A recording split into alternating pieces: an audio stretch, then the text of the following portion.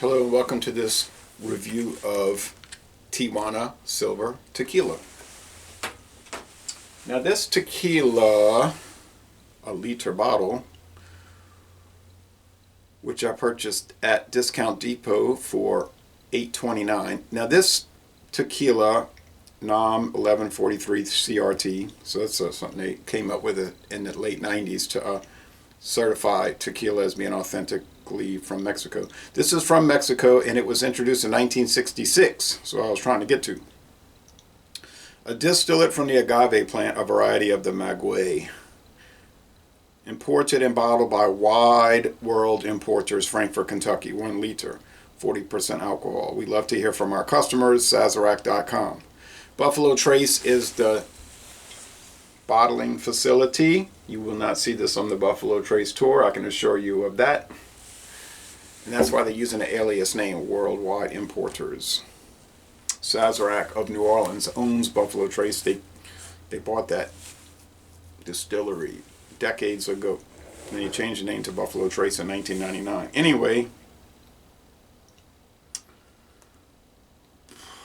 I did a review of the Gold. Tijuana Gold. And it said tequila with natural flavors. Interestingly, with that one, there was no indication that it was from Mexico. It didn't say, to my recollection, from Mexico.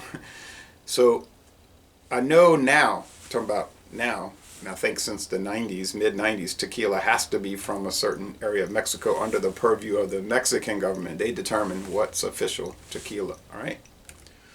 But there were some brands that had been on the market already that were perhaps produced from agave plants in the United States, processed, distilled, aged, if they were aged, and bottled in the USA.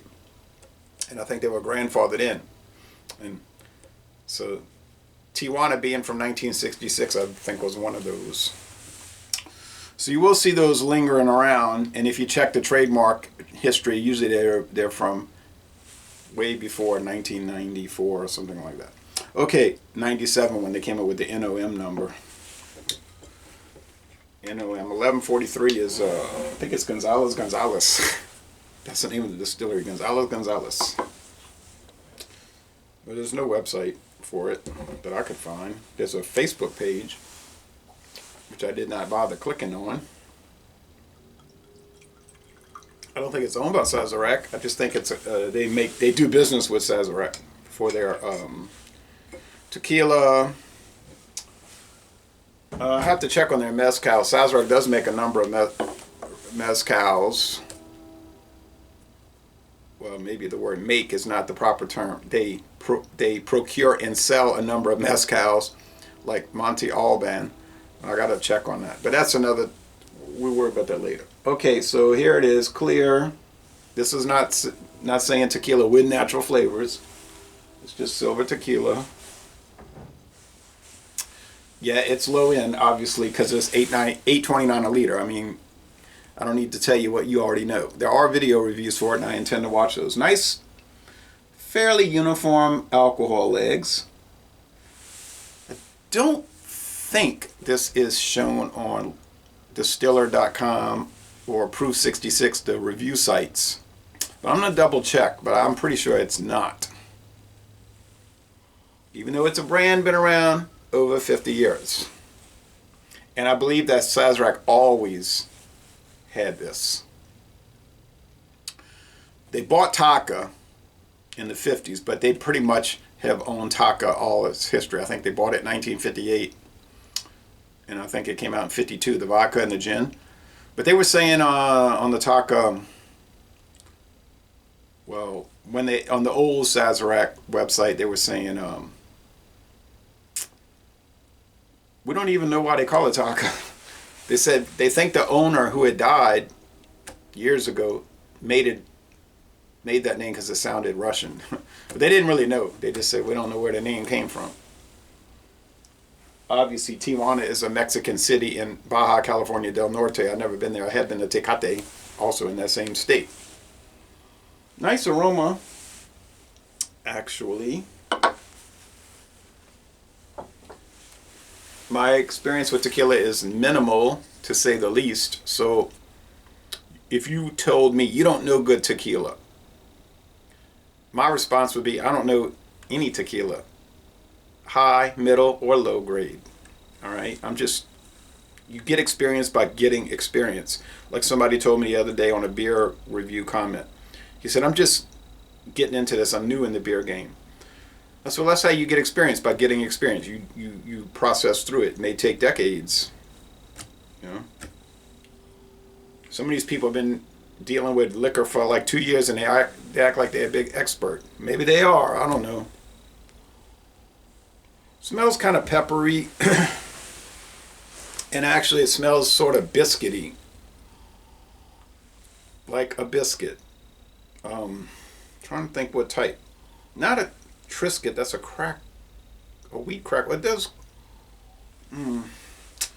hard to figure out.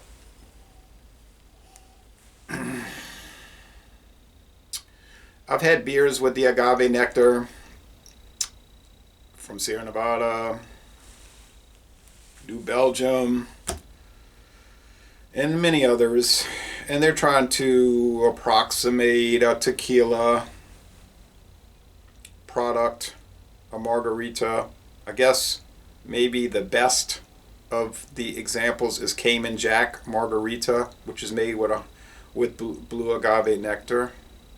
And it will or does have that, well, that succulent plant twang to it. But this has almost like a roasted, yeah, that's what it is. There is the biscuit, or that, and then there's a roasted plant, roasted heart, like an artichoke heart type thing. Yeah, so it's a little, I don't want to say smoky. It's not really smoky so much as just roasted, like the plant was roasted in an oven, like a stuffed bell pepper, but obviously without the meat, you know, the meat and the rice and all that. Okay, so it smells nice. That's all I can say. To me, it smells good. Maybe at $8.29 a liter, it should smell terrible, horrible, a nightmare, but it doesn't. Let's go with the taste and finish this up.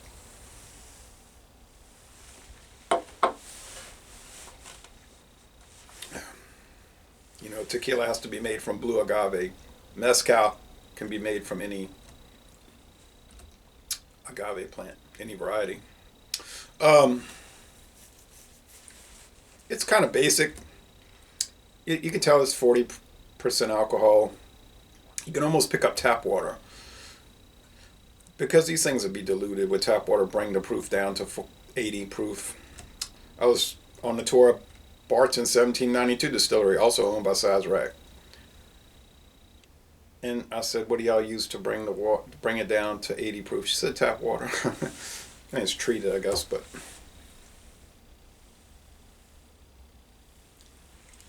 she was talking about 1792 bourbon.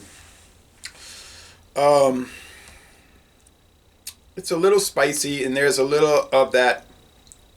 There's also a little component of that twanginess from the agave. Not so much roasted heart of the plant in the flavor. But I guess the biggest complaint you could make about this is if you say, oh, it's bland, it's bland. It doesn't have a lot of character. This mixto, this is a type of tequila called mixto, because they have additives, or really a better term is filler, adjuncts, filler. It's not pure agave plant. All right. It's like a lot of mass-produced, inexpensive beers. They use corn syrup or rice as a filler, or corn grits, or corn flakes.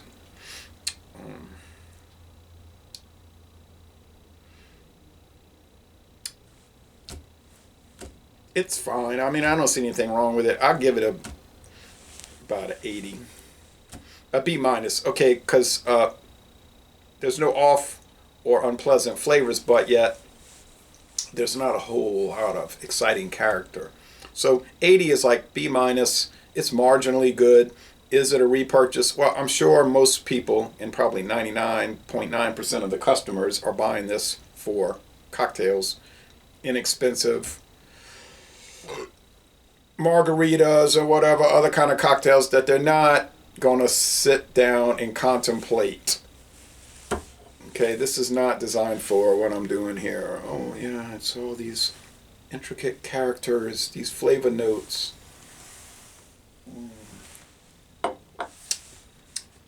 Finish is peppery though. I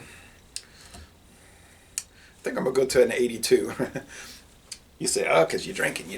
I think it just has a little bit more character than I was given it. 82. So we're gonna start with 82. Still B minus, but at the upper end of B minus. 80 to 82 B minus. But would I recommend it for $8.29 a liter? Yeah, I'd recommend it. I think it's a good product.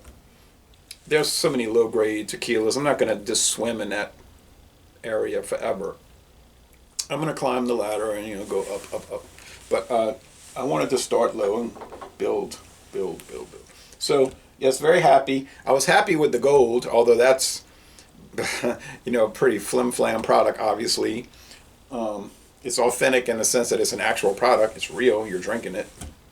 It's a material object, a set of material objects. This one is more authentic, but we don't want to overplay it. So les bon temps relais, a B minus, still acceptable, of course. And I'm going to end this review by saying,